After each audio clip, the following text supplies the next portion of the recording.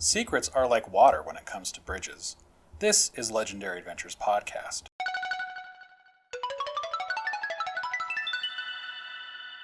This week in Link's Awakening, we're going catfishing in more ways than one. After exiting Angler's Tunnel, the owl appears and tells Link to dive into Martha's Bay. The bay is west of Animal Village, but we can complete a few more steps of the required Straw Millionaire quest while rounding up a few extras. So let me walk you through some of the things I tackled before heading to the dungeon. First, just west of Angler's Tunnel is a second cave with bas-relief carvings of fish on the outside.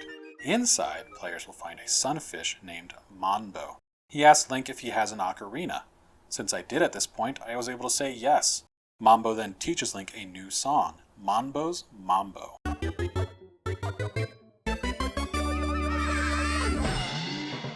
The song is a second fast travel option. In the Game Boy versions of the game, the song only transports Link to Mambo's pond right outside Crazy Tracy's shop. In the Switch remake, the fast travel options are combined into one single system, and Link is able to travel between any of the game's fast travel points with the song. Mambo's Mambo can also be played inside dungeons to warp to the entrance. As Link approaches Canalit Castle, a distressed but friendly ghost appears. I seem to recall the ghost appearing in this area in my last couple of playthroughs. I don't know if it's specifically tied to this location, or if it will simply appear anywhere on the map following Angler's Tunnel. The ghost then asks to be taken to its home. On the southern end of the map, west of Martha's Bay, east of Tarambo's shores, there is an abandoned house. This is the ghost's home. Inside, the ghost expresses nostalgia and sadness at being there. It then asks Link to be taken to its grave. West of the witch's hut, there stands a single grave. This is the ghost's grave. It then tells Link to look for a jar inside its home. Back at the house, Link can find a secret seashell under one of the jars inside. Nice! In the Switch remake, the ghost instead gifts Link a fairy bottle. These bottles were added to the Switch remake. They work similarly to the bottles in A Link to the Past. Players can capture fairies and store them inside. They can then release the fairy at any time to restore hearts. The bottles are optional, and they make the game easier if you collect them. One bottle is found at the bottom of the fishing hole. A third is acquired through Dompe's Chamber Dungeon challenges. Now it's time for a little catfishing.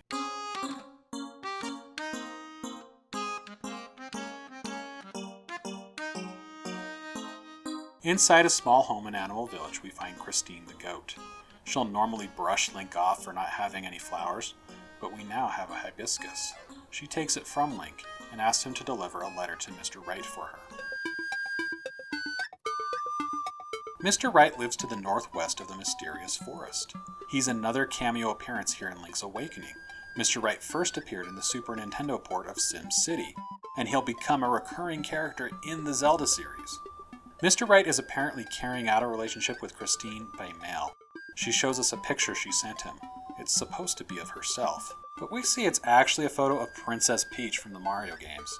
I find this super amusing, how this part of the Straw Millionaire quest is available at this point, just before reaching Catfish's maw. We're helping Christine catfish Mr. Wright. It's absolutely not intended by the developers.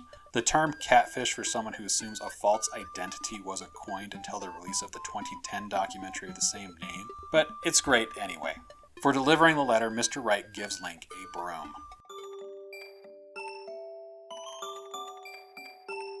By this point, players should be familiar with Ulrira's wife. She stands outside their home, constantly sweeping. She's recognized for greeting Link with an exclamation of Yahoo! Or Yippee! Depending on the version of the game you're playing. It's Yahoo in the Game Boy versions and the Switch remake, but for some reason, Yippee was swapped in for the Virtual Console release. The Game Boy Online version has switched it back to Yahoo. She has worn her broom away and happily takes the broom that Link just got in exchange for a fishing hook. In the shop in May Village, there is a bow for sale. It costs 980 rupees, making it a big investment indeed. While playing through the Switch version, I took the time to buy the bow right here. I went without the bow on my DX playthrough. The way you play through the dungeon will change slightly depending on whether or not you have the bow.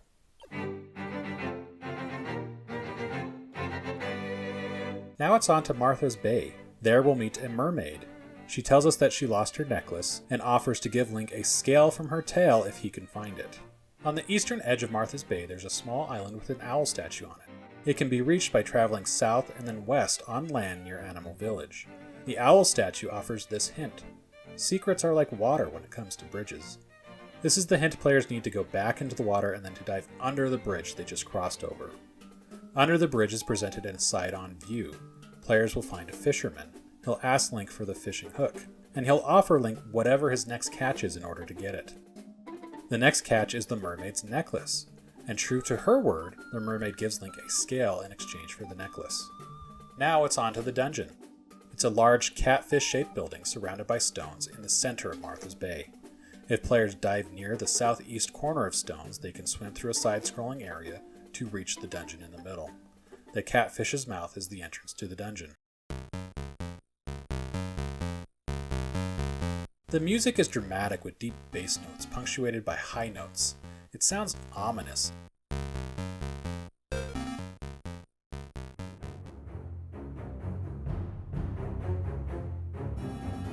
Despite the obvious difference in instrumentation between the Game Boy versions and the Switch, I'd say there's no major shift in tone here. I have to admit I'm not sure what this dungeon's supposed to be shaped like. I think in general the shape of dungeons in Link's Awakening is pretty clear. Here, however, I just couldn't see what it was supposed to be. One thing I can say is that it does not resemble a catfish no matter how much you squint at it. The Zelda Wiki suggests the dungeon is supposed to be shaped like the dungeon boss, Slime Eel. I can see more of an eel shape, so that's likely an accurate assessment, especially because Tell Cave was in the shape of a boulderworm, and Key Cavern and English Tunnel both had exterior decorations that resembled the dungeon boss. Catfish's Maw may be at the center of a bay, but it is not a water dungeon. In terms of appearance, the dungeon does have a beachy, sandy floor, and it's not completely dry. There is some shallow water in a number of rooms, and one room features a deep pool that players must dive into. But still, the theme here is not water or beach, but mini-bosses. Catfish's Maw is a more complex dungeon than any we've seen so far in the game. Players will have to backtrack, and they can potentially take the wrong path. And when they do, they'll be able to travel for a while before being forced to turn back around. The main focus of the dungeon is a repeated boss fight with a mini-boss known as Master Stalfos. As the name implies, it is a giant Stalfos.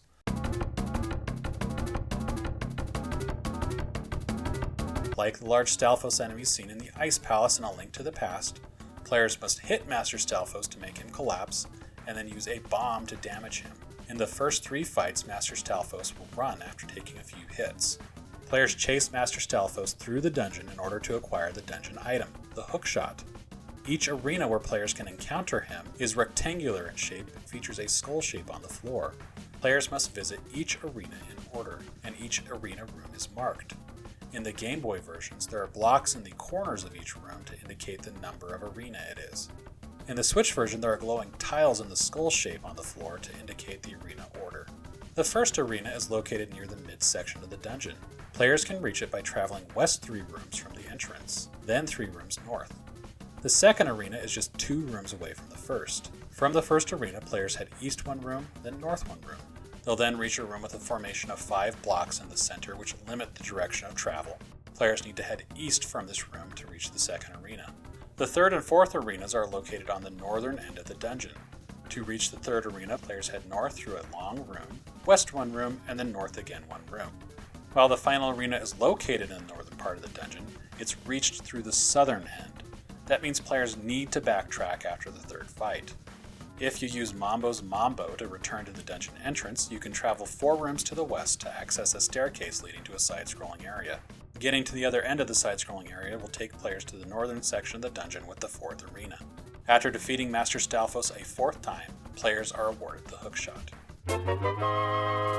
With the hookshot in hand, the dungeon opens up significantly. There are bridges that can be extended through the use of the hookshot. There are also multiple treasure chests which are only accessible when the hookshot is used. The Nightmare Key is found by diving into a patch of deep water 1 room north of the first Master Stalfos fight. Players swim through a side-scrolling segment and then use the hookshot to extend a bridge, on the other side of which is the key. There are 2 paths to reach the Nightmare Door. Players with the bow can head west of the first Master Stalfos arena, and they'll take on a 5th mini-boss fight, this time taking out 2 Gomas. As with the first game, players have to shoot Goma in the eye. After both Gomas fall, the door opens leading to a staircase, and a side-scrolling segment that will lead to the Nightmare Door.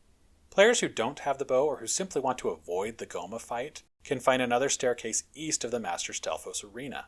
It will take players to a room that makes the lower jaw of the slime eel shape in the dungeon. From there, players will travel west 4 rooms to reach the point where the separate paths come back together.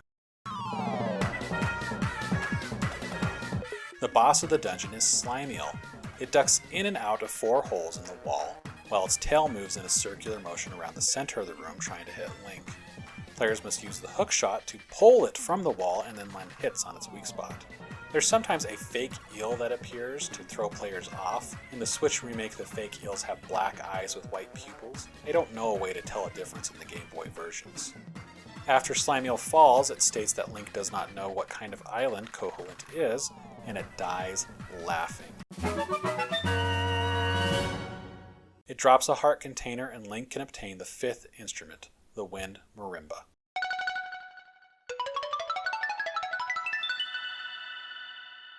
A voice tells Link there's a secret about the island in the shrine. We'll learn the secret next week.